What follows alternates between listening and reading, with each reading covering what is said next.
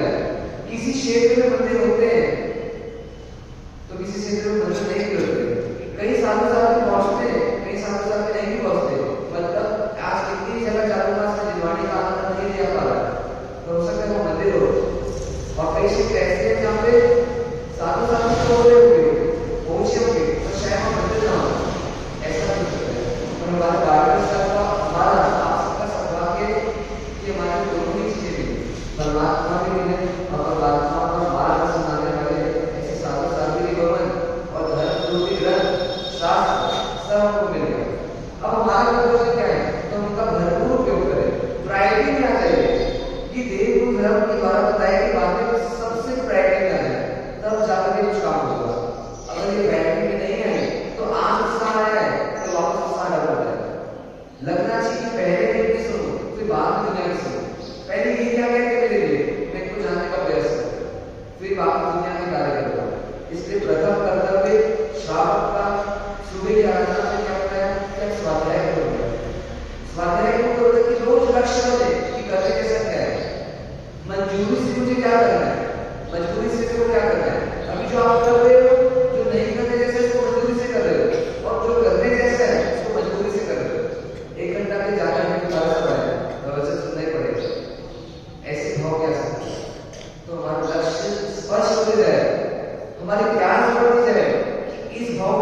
पाप नहीं किया, अपने आत्मा में कभी मैं नहीं पहुंचा, फिर कितने संसार में होना पड़ेगा। ऐसा बहुत बड़ा खेल होना चाहिए।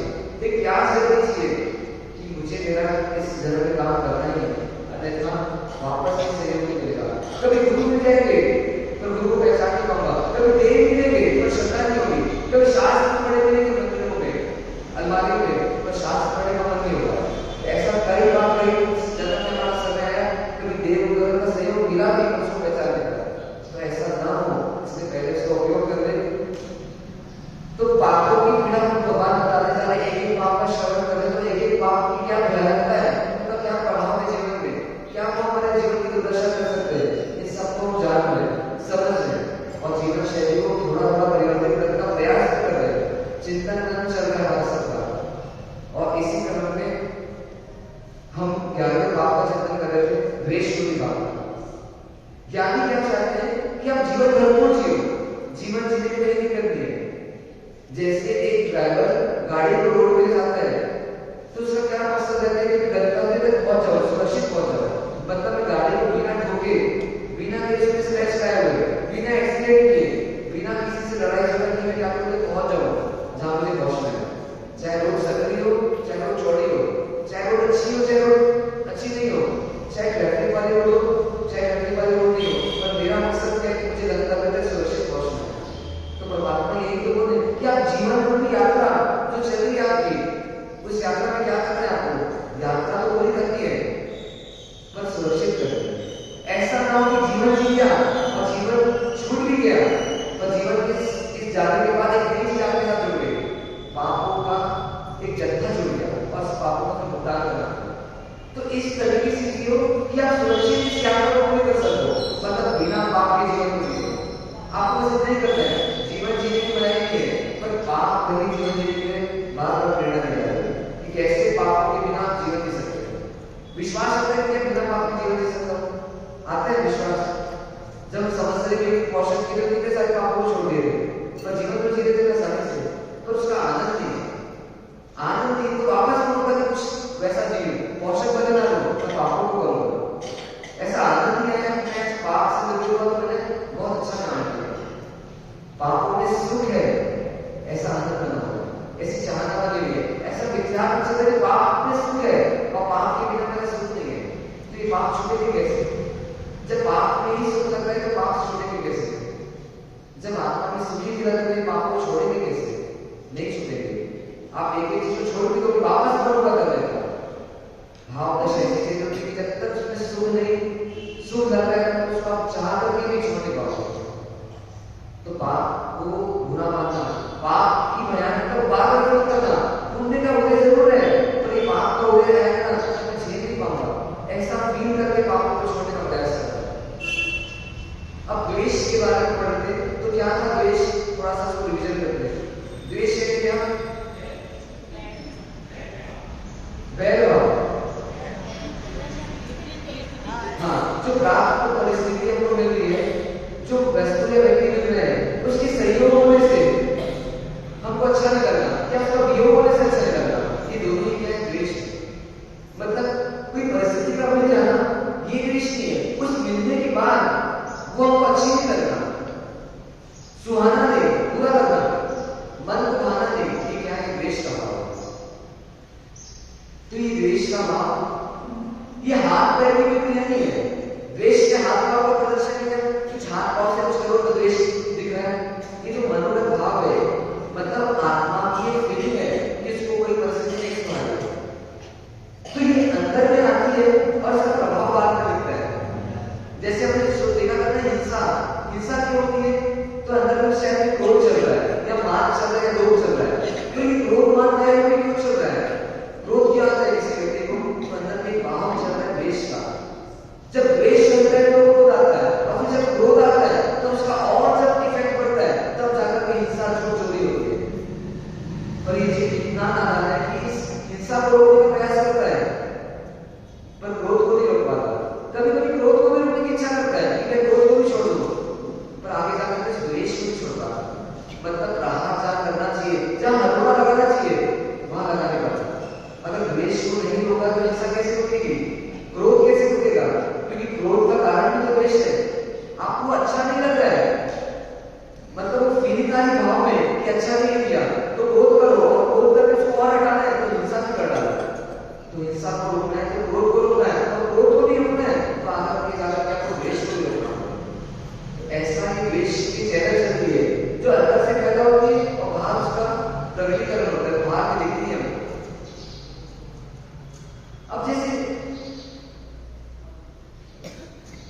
थी, कोई पति घर आया शाम के समय ऑफिस से, और आने के बाद पत्नी को बोला कि अब मैंने सुबह को बोला था कि आपको शाम को पार्टी में जाना है, 5:30 बज चुकी है, अपन को पहुंच के 6 बजे वहां पे खाना खाना है। पत्नी ने बोला मेरा रात्रि में तैयार है, लेट हो जाएगी।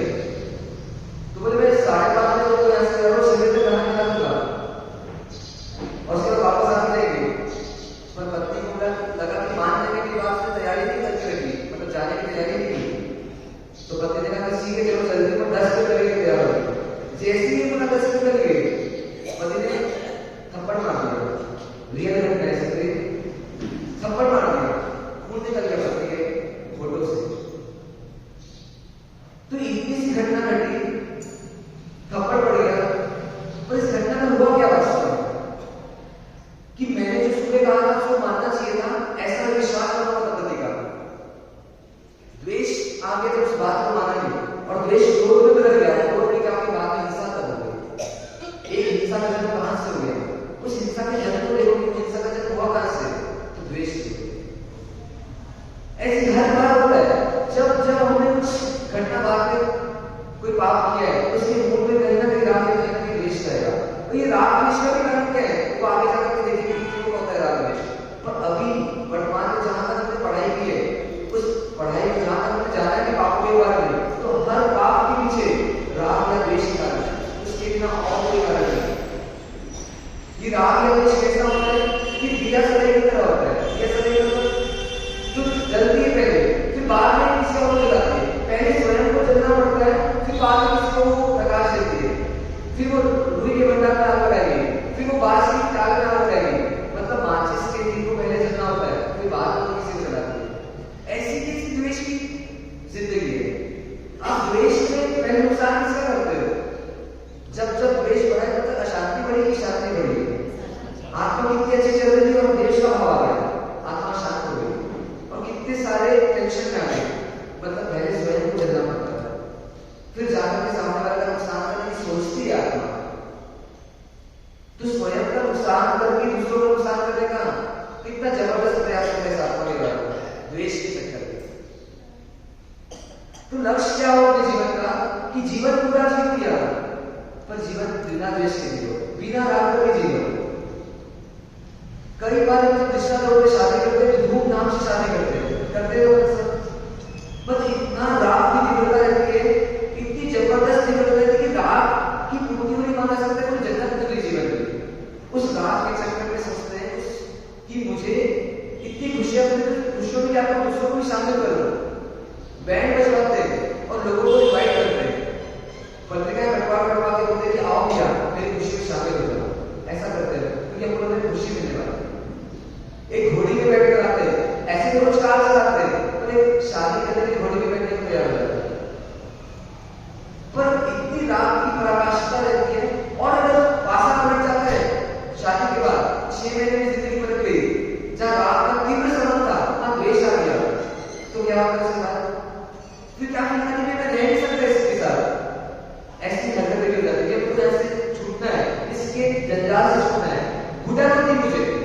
उस घर में पहले से कितने लोग रह रहे, पर अब मुझे इसके साथ रहने में घुटन हो गई। ऐसी तीव्र द्वेष का भाव आता है।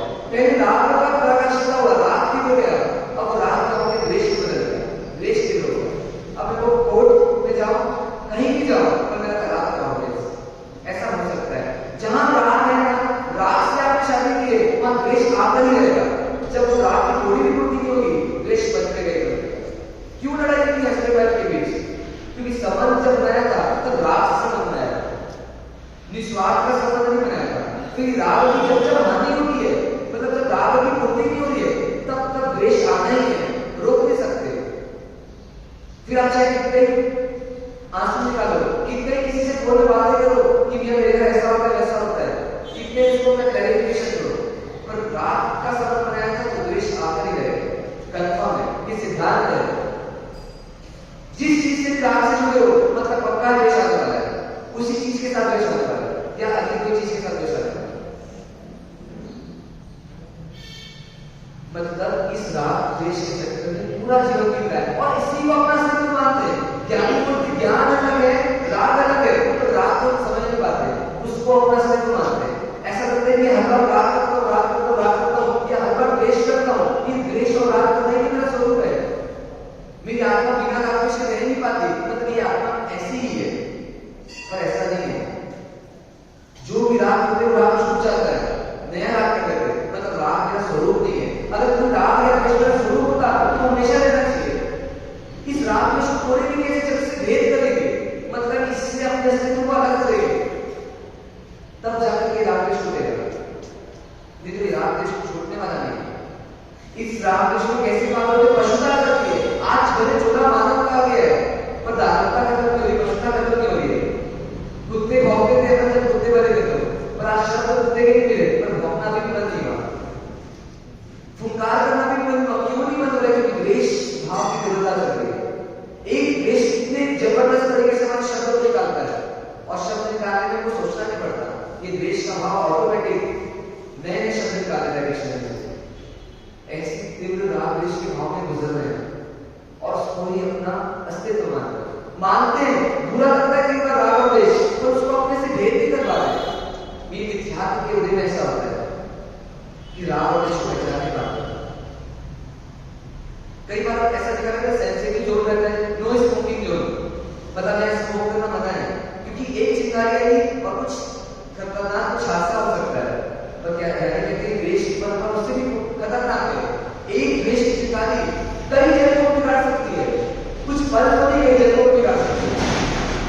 शास्त्रों में कहा जाता है नाक्षी को जबरदस्ती नाक्षी को भी बताओ केवल आपके साथ। हाँ, क्या कहते हैं उसने? हाँ, कड़वा तुम मिलाया था एक पंच महावीर सारे को जो मास्टर शब्द की तपस्वी है, पारना में है। हाँ, नाक्षी नाक्षी बिल्कुल बिल्कुल। हाँ, धर्म रुचि अंगार तो मास्टर शब्द की तपस्वी है, पारना में है। तो नाक्षी ने क्या किया? आहार वेस्ट ना हो, ये राग किया। मैंने आहार बना के इतने मसाले डाल दिए उसमें, इतना मसाला खराब हो जाएगा।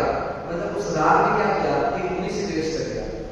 और मुनि को क्या किया? मुनि तो कुछ बोलेगी नहीं, मुनि जाएंगे तो वापस आएंगे नहीं बोलने की तुमने कैसा राग दे रहा है। तो क्या करूंगे? घर में डांट पड़ेगी क्योंकि मैंने इतने सारे सब्जी बना दी है, तो क्या घर में जीवन बांटा, पर वो दूल्हे की सब्जी बिगड़ चुकी है। पर क्या करूं? इनको कुछ देना ही पड़ेगा क्योंकि आ चुके हैं। तो क्या करूं? कड़वा दुष्पा दे दो, मेरा भी काम हो जाएगा, इनको भी मैंने दे दिया और घर वालों भी से बच जाऊंगी।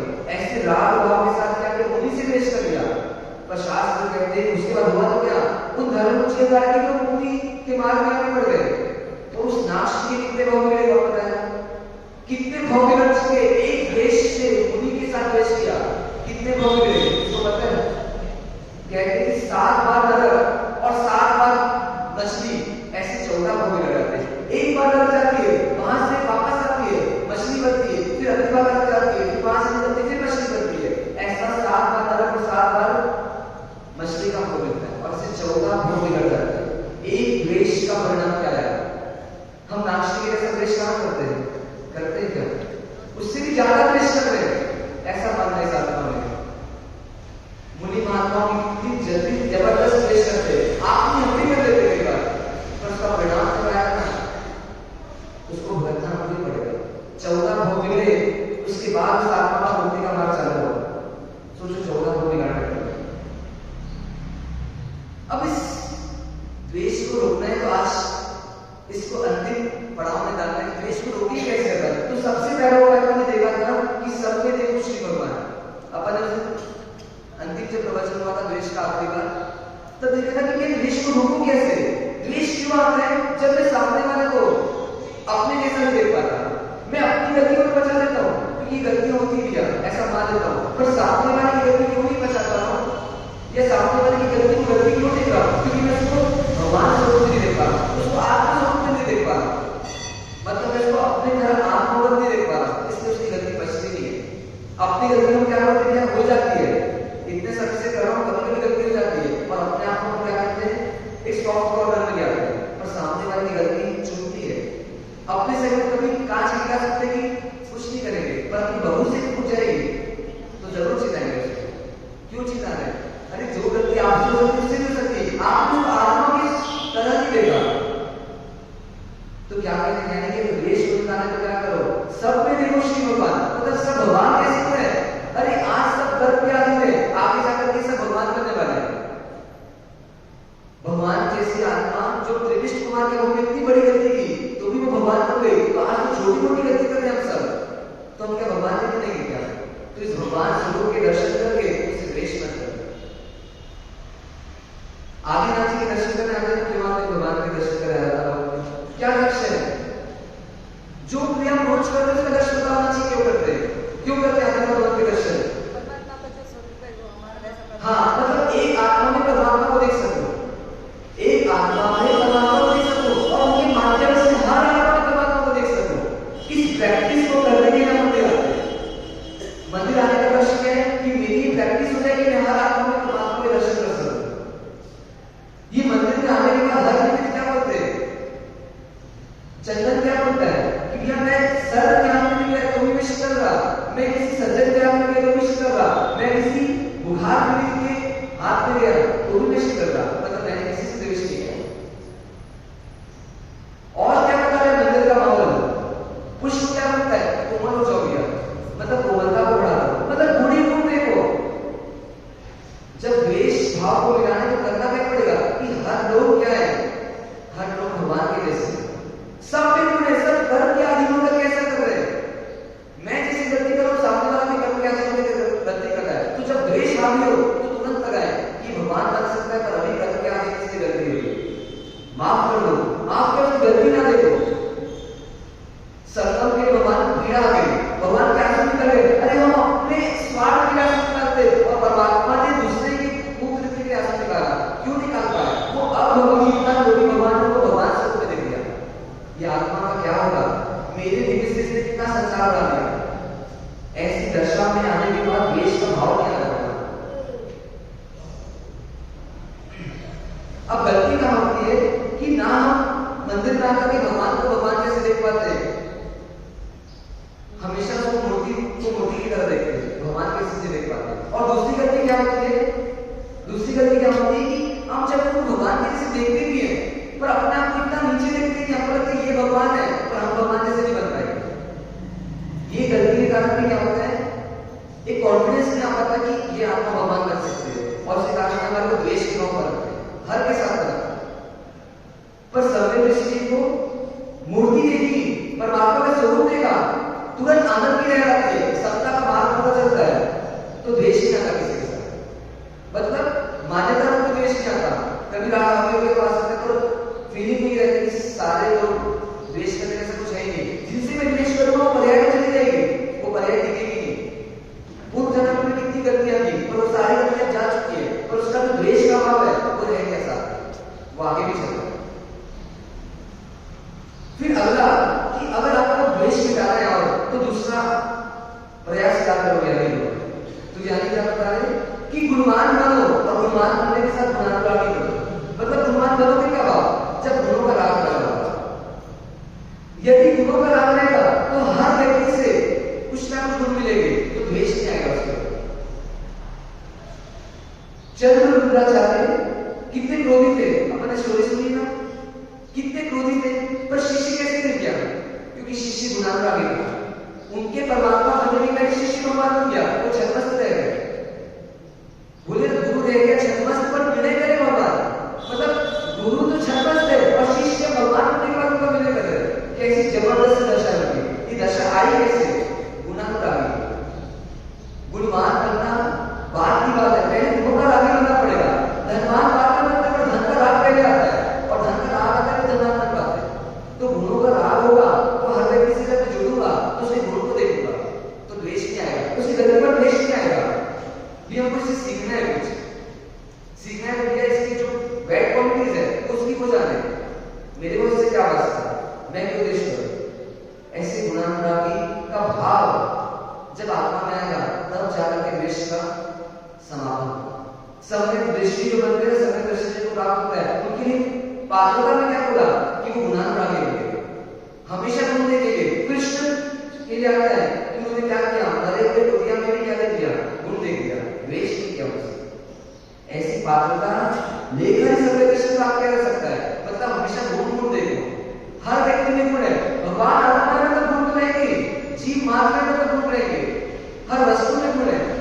व्यक्ति में गुण है। तो गुण का रागी बनोगे तो देश नहीं आएगा।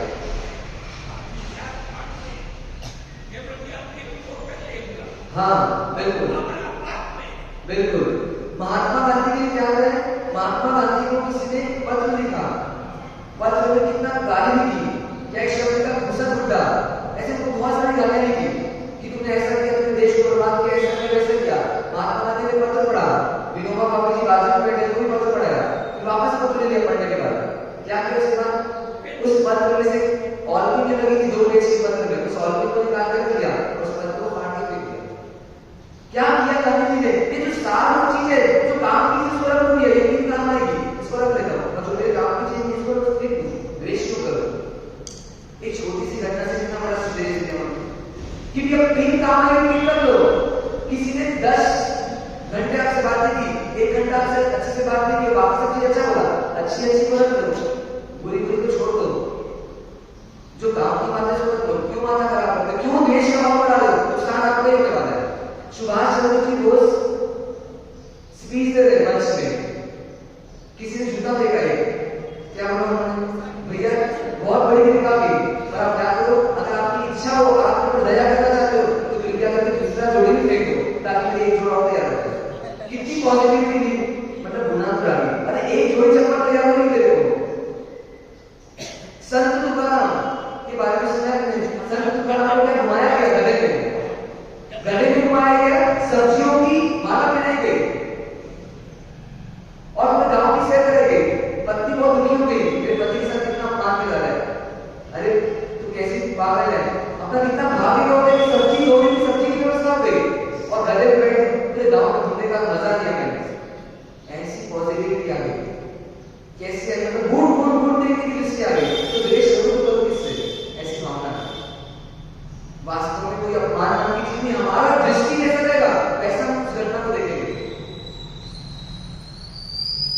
कोई बहू कंप्यूटर इंजीनियर है और सास अनपढ़ गवार है, अभी कॉम्पिटिशन एकदम विपरीत है, एक बहू एकदम पढ़ी लिखी है, एकदम गवार है, अब जीएंगे कैसे? अनपढ़ गवार और पढ़े लिखे साथ जी सकते क्या? जी सकते क्या? बताओ, हमेशा दिक्कत आएगी। पर अगर गुणानुरागी होंगे ना तो जीना आसान है। एक बंदे सास को मोबाइल चलाना नहीं आता और वो सीख सकती है लोग से, मतलब मोबाइल को कैसे शुरुआत करोगे, मोबाइल में कौन सी चीज है, सीखना बड़ा आसान है। अगर उसकी दृष्टि रहेगी बहू मेरी पढ़ी लिखी है, पढ़े लिखा तो उसका गुण है, पर पढ़ी लिखी है उसने ईगो का पॉइंट बना दिया या अपने को ज्यादा होशियार समझती है, तो जीवन भर उसके साथ रहेगी तो सही, तो उससे कुछ सीख नहीं पाएगा। वो बहू को होशियार बना सकती है, लिटरेट बना सकती है, उसकी पर्सनैलिटी इंप्रूव कर सकती है सास की, पर हो नहीं पाएगा अगर गुणानुराग में रहेगा। मतलब हम सीख क्यों नहीं पाते? पूरी करने नहीं सिखाती हमको, पर हम सीख नहीं पाते। क्यों नहीं सीख पाते? क्योंकि हमारे में ये गुण नहीं रहता। हमेशा देश पावे जाते हैं, ईर्ष्या करते जाते हैं, दूसरों की लकीर भी जाते हैं, अपनी लकीर खींचना चाहते हैं, और हमने प्रगति का मार्ग रोक देते हैं और देश चालू कर देते हैं। ऐसा ना 22 वर्ष के इतना साथ रहेगा कि प्रीतम के साथ रही और बंदे के साथ तो दर्शन की सती थी, पर फिर भी ऐसा हो गया है कि सती पर क्या रोक आ गया और 22 वर्ष तक पति के दर्शन तक के लिए क्यों ऐसा हो गया है? तो द्वेष किया था पूरे जन्म, 22 घड़ी का द्वेष किया था और 22 साल तक हो गया। क्या किया कि मेरे परिवार की कौन थी? जेठानी इतना मधुर गीत गाती परमात्मा के सामने और लोग किसी की तारीफ करते, तो क्या कुछ ना रहेगा, बात ना बजेगी, बात सुनी, इस प्रतिमा को हटा दिया। क्या किया? प्रतिमा को उठा के कीचड़ में फेंक दिया। जिन प्रतिमा का अपमान किया 22 घंटे के बाद किसी ने ला के वापस स्थापित कर दी, पश्चाताप भी हो गया, पर जो पाप जिस भाव से किया था, द्वेष किया था, किससे देना? जेठानी से। उसका उदय ऐसा है 22 वर्ष तक आरोप कर रहा और उनके पति ने कोई दर्शन नहीं दिया। ऐसा हो जाता है। तो गुणानुरागी बने, गुणानुरागी आज बनेंगे तो कभी किसी जगह में सिद्धांतों को पहचान पाएंगे। अगर कोई मौन के भी नहीं किया पर आपकी गुणानुरागी दृष्टि नहीं होगी तो वो मौन के भी चले जाएंगे, पर आप उससे मार्ग नहीं दे पाएंगे। कई केवली मौन होते हैं, देशना नहीं देते, देशना में किसी किसी की होती है, अधिकतर केवली की मौन दशा चलते रहते हैं, मुक्त हो जाते हैं, सिद्ध अवस्था आ जाती है। पर ऐसी केवल ज्ञान का सहयोग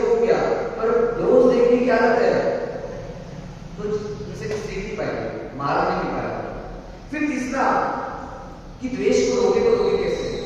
पहला क्या बताया कि मैं सब में देखो भगवान, दूसरा क्या बताया गुणानुरागी हो, और तीसरा एक अंतिम एक और क्या बता रहे हैं कि आप हर घटना में ज्यादा से ज्यादा क्या बुरा होगा इसको पहले से आकलन कर लो।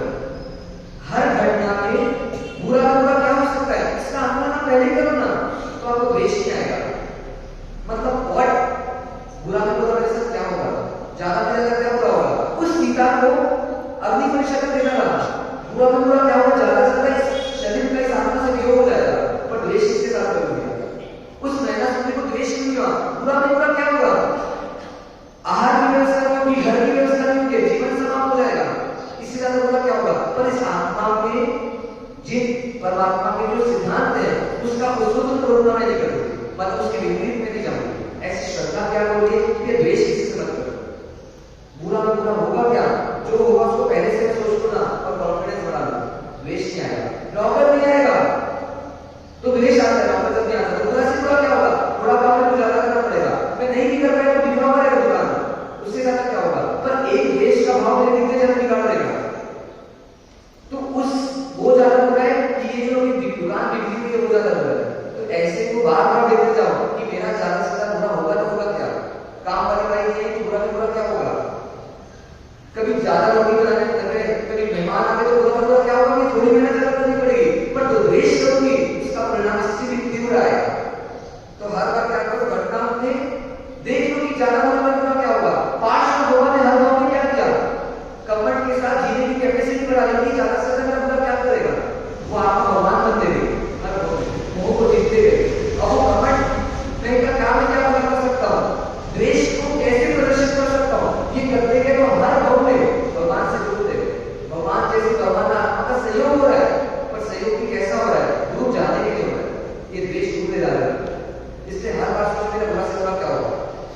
कोई गाड़ी ठोका गई हमारी, किसी ने गाड़ी गिरा दी, ऐसा होने का नहीं होता, वो क्या बुरा में बुरा, अरे गाड़ी बस तो नहीं ना, थोड़ा सा संभालना पड़ेगा, पर करूँ क्या, उस व्यक्ति के प्रति द्वेष ना हो तो अनुमान बनेगा, अनुमान बनेगा तो क्या होगा, उसका छुटकारा करने आना ही पड़ेगा, किसी ना किसी रूप में आना पड़ेगा। उस व्यक्ति ने किस भावों से गाड़ी को मालूम नहीं, पर हमने किस भावों से उसको ले रहे, उसका परिणाम हमको ही मिलेगा। ऐसे हर घटना में देखो, कभी देरानी ने व्यवहार कर दिया, आपको बुरा लग रहा है, पर उसके एंगल में लाके देखो उसने क्यों बुरा किया, और बुरा कर भी किया नहीं, कितना बड़ा बुरा किया, मेरे जीवन को नहीं छीना ना, मेरी पाप को धो रहा है, तो द्वेष क्यों ना हो। ऐसे इन सब भावों को देखते जाएंगे तो द्वेष को करते जाएंगे, और द्वेष कम नहीं होगा तो पाप की परंपरा रुकेगी।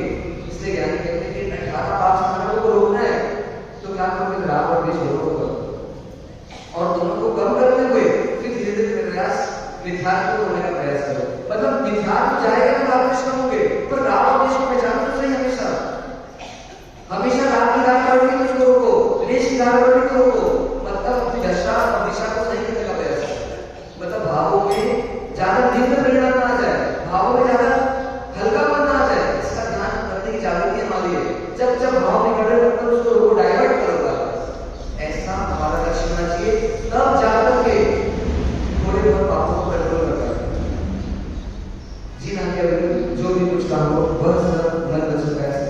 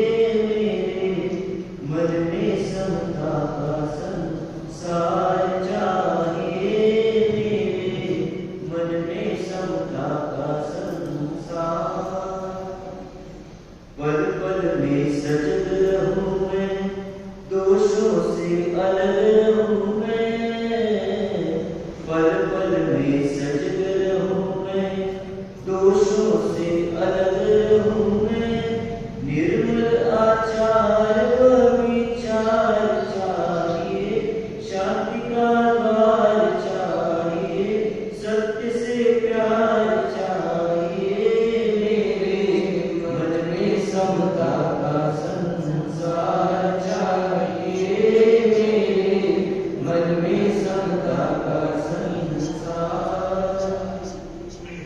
तेरे मेरे का भारी बंधन जग में दुखकारी, तेरे मेरे का भारी बंधन जग में दुखकारी, भूखा कण कण मेरा परिवार चाहिए, शांति का द्वार चाहिए, सत्य से प्यार चाहिए, मेरे मन में समता का संसार चाहिए, मेरे मन में समता का संसार, चिंता सब दूर हटाओ, कायरता कभी न लाओ, चिंता सब दूर हटाओ, कायरता कभी न लाओ, आत्मिक बल का अक्षय भंडार चाहिए, शांति का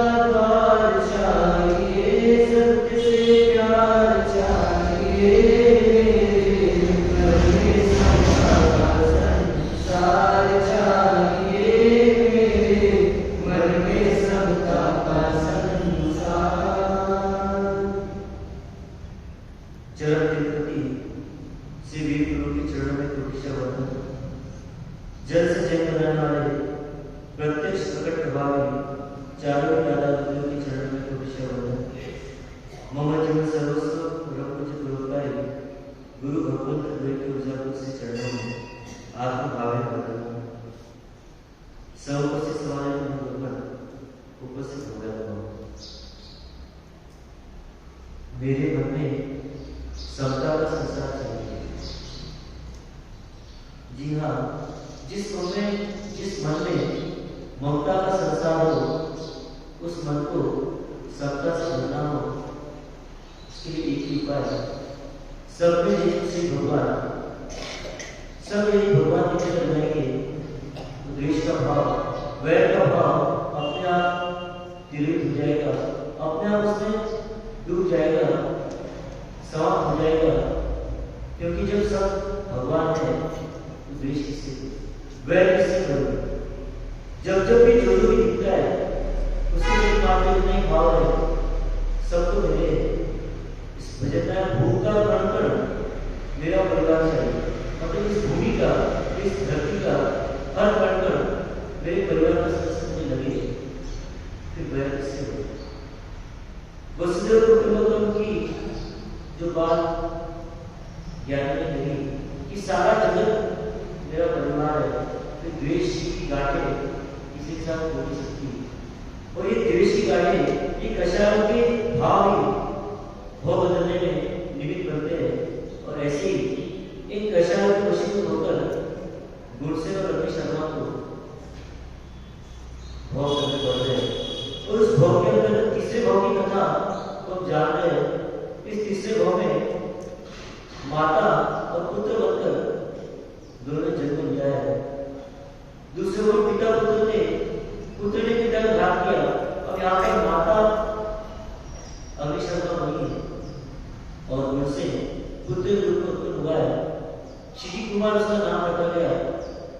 श्री कुमार के प्रति माता के मन में तीव्र द्वेष है, उसे देखना नहीं चाहती और पिता उसे गुप्त रूप से अपने मित्र के यहाँ पर रखते हैं, उसका पालन पोषण होता है। जब वह गुरुकुल में आता है तो घर लाया जाता है। माता को अब भी उसके प्रति नफरत है और बार बार ये प्रकार पुत्र को उलाहना करती है, पुत्र को सताती है, उसे परेशान करती है, उसे दुखी करती है। और पुत्र बार बार दुखी होकर एक ही चिंतन करता है, या तो मैं जो घर में कि मेरी माता सबसे रह सकती है, मेरे कारण माता और पिता में झगड़ा होता है कि उन्होंने इस घर को छोड़कर चले जाओ, और वो निर्णय पर पहुंच जाता है और घर छोड़कर निकल पड़ता है। रास्ते कष्टपूर्ण आता है, जैसा कि पूर्व कथाओं में हुआ। ज्ञानी का सत्संग मिलता है, सत्संग से सद्विचार मिलते हैं और सद्विचार से सद्व्यवहार होता है और सद्व्यवहार से सद्गति मिलती है। और ऐसी सद्गति को देने वाले विजय सिंह नामक आचार्य से उस शिखी कुमार का मिलन होता है। आचार्य के समिति में बैठकर और उससे धर्म का श्रवण करते हुए वो प्रश्न पूछ बैठता है कि हे भगवान, आपके जीवन में ऐसा क्या घटित हुआ जिसने आपको संयम जीवन के लिए प्रेरित किया, या कोई महापुरुष का संयोग आपके जीवन में हुआ था कि जिनके कारण आपके जीवन में संयम के प्रति भाव बना। उस समय वो आचार्य विजय सिंह अपना अनुभव बताते हैं। अब यहाँ पर कहानी में दूसरी कहानी चालू होती है। वो विजय सिंह आचार्य बताते हैं कि मैं कैसे विकसित हुआ। एक लक्ष्मी विजय नामक नगर में मैं था। उस नगर में रहते हुए एक समय मुझे भी एक ज्ञानी का संपर्क हुआ, और वो मात्र ज्ञानी नहीं थे, भगवान थे, तीर्थंकर थे। तीर्थंकर का समस्रण लगा। उस समस्रण में मुझे जाने का मौका मिला, और वहां पर जाने से पूर्व जिस वन से मैं गुजरा था, उस वन में नारियल के कई सारे पेड़ थे, लेकिन एक पेड़ विशिष्ट था। उसकी जड़ें अधिक गहराई में नीचे तक गई थी। उन गहरी जड़ों वाले नारियल के पेड़ को देखकर सहसा एक विचार आया, यह पेड़ सबसे विशिष्ट क्यों है? और यह प्रश्न वो ज्ञानी भगवत के पास करते हैं। यानी अजित देव नामक जो तीर्थंकर थे, उन तीर्थंकर के सामने वो अपना प्रश्न रखते हैं कि वो नारियल का पेड़ सबसे हटकर क्यों है? वो तो ज्ञानी थे, त्रिकालज्ञ थे, सर्वज्ञ थे, सर्वदर्शी थे। उन्होंने कहा कि हे भाई, उस पेड़ के साथ एक कथा जुड़ी हुई है। उस पेड़ के नीचे खजाना है। उसका खजाना है। खजाना किसने गाड़ा? खजाने में कितने रुपए हैं? तो बताते हैं 7 लाख स्वर्ण मुद्राएं उस पेड़ के नीचे एक बर्तन में रखकर गाड़ी गई है, और उस पेड़ का संबंध तुम्हारे गुरु से। और आश्चर्य मेरे साथ उस पेड़ का संबंध है। तो भगवान कहते हैं उस पेड़ के जीवने और तुमने मिलकर कि वहां पर एक खजाना भरा था। और प्रश्न उठता है, खजाना क्यों गाड़ा? किन परिस्थितियों में खजाने को गाड़ना पड़ा? और अब भविष्य में खजाने का क्या होगा? क्या वो खजाना वहीं पर पड़ा रह जाएगा, ये उस खजाने का सदुपयोग होगा?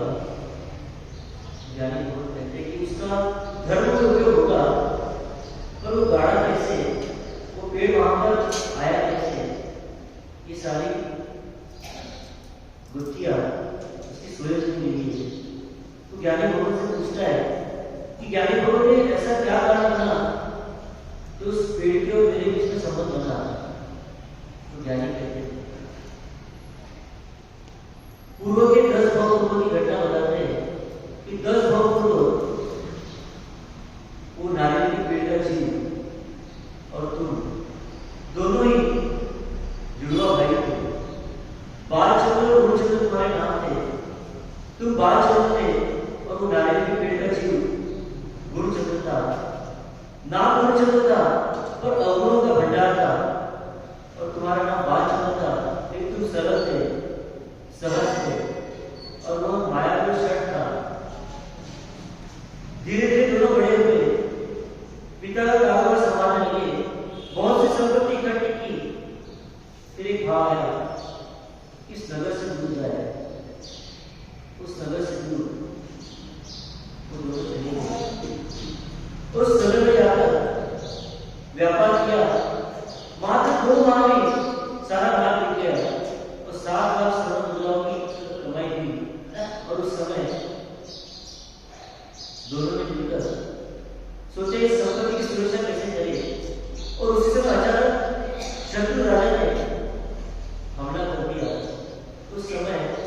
उस लक्ष्मी निलय से निकलकर लक्ष्मी पर्वत के स्थान था, वहां पर सभी सुरक्षित रहने लगे।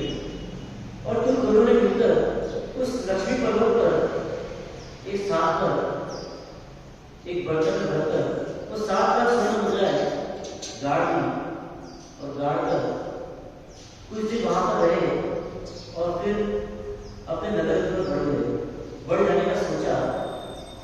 लेकिन लोग वहां विकराल है, वो जात नहीं देखता, वो पात नहीं देखता, वो अपना सहोदर नहीं देखता, वो खून का रिश्ता नहीं देखता।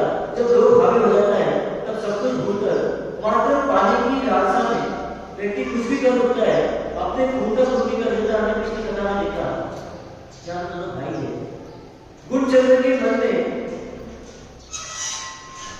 लोग जागा कि सारी संपत्ति मुझे मिल जाए, पर संपत्ति के 2 भाग करने के दोनों ने कमाया है, जॉइंट वेंचर है, संयुक्त उपक्रम है, संयुक्त रूप से कमाई की है, दोनों में बांटना पड़ेगा। तो क्यों ना इस धन को हड़प दूं, लेकिन हड़पूं कैसे? अपने भाई बहादुर को अपने रास्ते से निकाल दूं तो सारा धन मेरा हो जाएगा। भाई से कहता है कि अब अपने नगर में हमको जाना है, लेकिन उस नगर में जाने से पहले हम कुछ आहार कर ले, क्योंकि संकट बन गया है, शत्रु राजा चला गया है। तो वापस जिस नगर में कमाई की उस नगर में तो नहीं, अपने मूल वतन में हम जाएंगे, लेकिन उससे पहले मैं तुम्हारे लिए मिठाई लेकर आता हूँ। और मिठाई लेकर जाता है गुणचंद्र। तो रास्ते में विचार करता है इस मिठाई को जहर मिला दूं, वो खाकर बाल चंद्र हो जाएगा और सारा पैसा मेरा हो जाएगा। इतने कुटिल विचार तो हमको नहीं आते, क्योंकि धर्म के संस्कार हम जीवित है, पर फिर भी छोटे मोटे कई लोग जो पसंद होते हैं तो वहां पर हमारा मन डावाडोल हो जाता है। इतना बुरा विचार नहीं करने पर कई तरह के विचार ये मन कर बैठता है। और वहां पर भी गुणचंद्र ने जहर मिला दिया और भाई को आकर मैं थक गया हूं, भूख भी नहीं लग रही है, तुम पहले हाथ करो, सारी मिठाई तुम खा लो।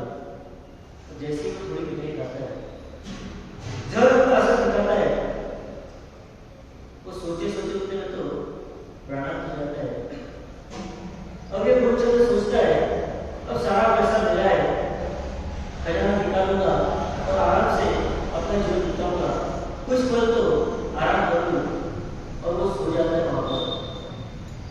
हल्की सी नींद लगी है, उतने में उसे लगता है कान के पास गर्म हवा आ रही है। थोड़ी देर महसूस करता है हवा को, फिर लगता है कि आंखों के पास कुछ हो रहा है।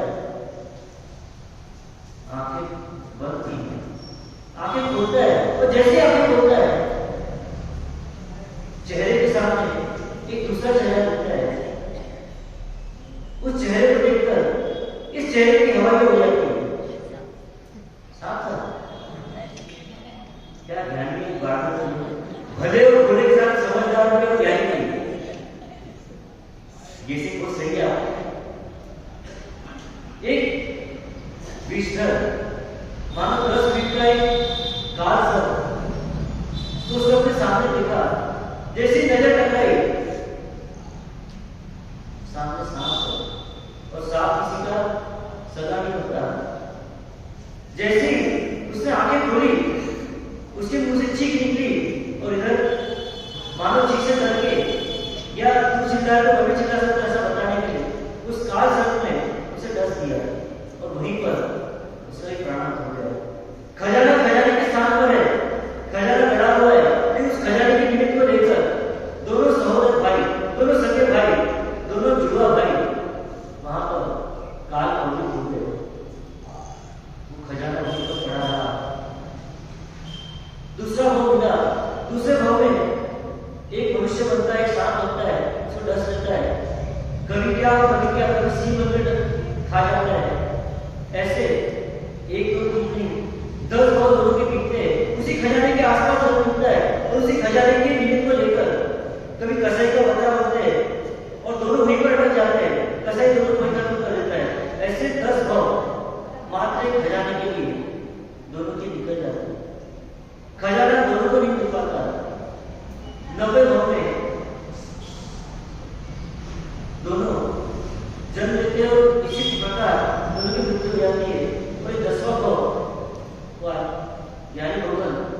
तीर्थंकर परमात्मा उसे बताते हैं इस भाव में तुम विजय सिंह बने हो और वह नारियल का पेड़ बनकर उस निधान की सुरक्षा कर रहा है। कई बार हम पिक्चर्स में देखते हैं कि सांप मुरली मार कर धन पर बैठा रहता है। वो सांप कौन बनता है? जिसको धन के प्रति मूर्छा है, मरते समय धन धन धन धन करते हुए इस धन्य जीवन को छोड़ दिया, वो धन के ऊपर मुरली मारकर सांप बन जाता है। धन कमाने के पीछे जीवन छुपा दिया और जीवन जाने के बाद में उस धन के पीछे सर्प बन गया और सर्प बनकर उस धन की रक्षा करता है और सर्प को उस धन से कुछ नहीं होता। माता गुरु के संस्कार के कारण उस धन के ऊपर मुरली मारकर बैठे हैं। ऐसे हम भी धन पर मुरली मारकर बैठे हैं, हम पालकी मारकर बैठे हैं, वो मुरली मारकर बैठे हैं। हमारा ऐसा छूटता नहीं, छूटने के बहुत पसंद आते हैं पर छूटता नहीं। अरे जिस धन को आपातकाल में बचा कर रखते हो, आपातकाल में सबसे पहले धन ही चला जाएगा। जिस धन को रखा हमने कि बुरे वक्त पर काम आएगा, बुरे वक्त पर वो धन पहले चला जाएगा, उसका बुरा वक्त आएगा। उस धन को कब तक बचा कर रखते? लेकिन वो विजय सिंह सुनकर समझ जाते, विरक्त हो जाते, राजा से गुप्त निधान करवाते, धरना देकर उसको लगाते और दीक्षित हो जाते। और वो विजय सिंह शिव कुमार के सामने है, अपनी आप बेटी बता रहे हैं। उनकी आप बेटी को सुनकर शिखी कुमार के जीवन में क्या परिवर्तन आएगा, शिखी कुमार के जीवन में क्या नया सहयोग बैठेगा और जानेंगे क्या अपने पुत्र का वध कर पाएगी। जो अग्नि शर्मा ने संकल्प किया कि हर वह इसको मारूंगा, वो संकल्प को पूरा कर पाएगा या नहीं कर पाएगा, उसने क्या करना वो घड़ी बता रही है।